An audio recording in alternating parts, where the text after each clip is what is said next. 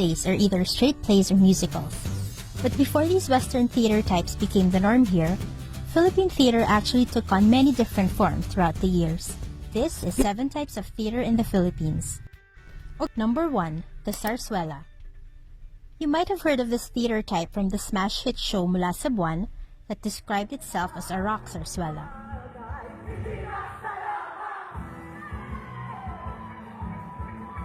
But did you know that the zarzuela is significant in Philippine history? So significant, in fact, that the National Commission for Culture and the Arts, or NCCA, nominated it as a UNESCO Intangible Cultural Heritage in 2011. The zarzuela is a type of melodrama, usually in 3 acts, that uses both spoken and sung words. Despite originating from the Spanish zarzuela, that's with a Z, the zarzuela actually ended up being an important tool to fight colonization. Zarzuela companies were even shut down during the American occupation, and prominent playwrights such as Aurelio Tolentino and Pascual Poblete were arrested for staging zarzuelas with nationalistic undertones. Number 2. Epic poetry. Epic poetry is considered by scholars as the highest point of Filipino folk literature, and it dates back to the pre-colonial period, way before the Spaniards came ashore. The usual topics are romance and adventure, and are commonly presented during festivals and gatherings such as weddings, baptisms, and wakes, basically whenever Filipinos gathered to mark special occasions. And talk about epic. Singers have been known to perform for hours at a time. As an example, you may have heard of Biyag ni Lam-ang, the national epic of the Ilocanos. It's also notable for being the first folk epic to be recorded in written form after being passed down from generation to generation. Tanghaling Pilipino reimagines this work in the ethno-epic musical starring J.C. Santos and Ana Luna.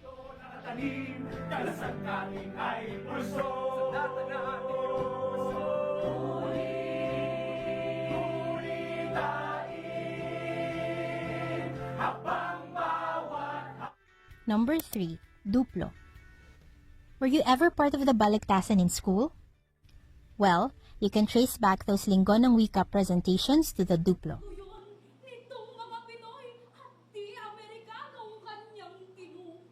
The Duplo is a poetic debate presented through song and dance, and it originated from our indigenous courtship customs. It seems that our ancestors lived by the adage that poetry is the food of love, because in the Duplo, poets ruled. They used proverbs and riddles to present their suit to the woman of their choice. Talk about setting a high bar, right? Somehow, these declarations of love evolved into a more formal debate on issues, which was eventually called the Balagtasan. Number 4. The Moro Moro. For a time, one of the most popular types of theater in the Philippines was the Moros y Cristianos, which mostly depicted the conflicts between the Moors and the Christians. This isn't really surprising, considering we were under Spanish rule for 300 years. It's also no surprise which side is always depicted as the victor. Officially named by the NCCA as Moro y Cristiano Street Drama, and unofficially known by everyone else as Moro Moro, it's a street drama that usually lasts for several days, with themes like love and vengeance, and of course, the religious theme of Christians versus Moors rooted in the Crusades. It's a key part of our art history, but it has a less than noble legacy. Because the outcome of the drama was already known, that the Christians would always win, the term these days is used in an unflattering manner to describe any deceptive activity or pretense. In addition, it doesn't exactly depict tolerance with its negative portrayal of Muslims as perpetual villains. The Moro Moro only survives in isolated towns today, and perhaps as with any art form, we just have to remember the context in which it was created so we can still appreciate its contributions to our culture. Number 5. The Cenaculo. Are you a fan of the Andrew Lloyd Webber Tim Rice musical Jesus Christ Superstar?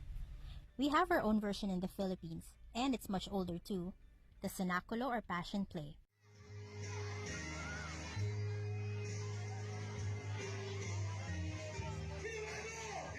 Being a largely Catholic country, it's no wonder that a lot of our performing arts stem from religious customs. This dramatization of the life and death of Jesus Christ has become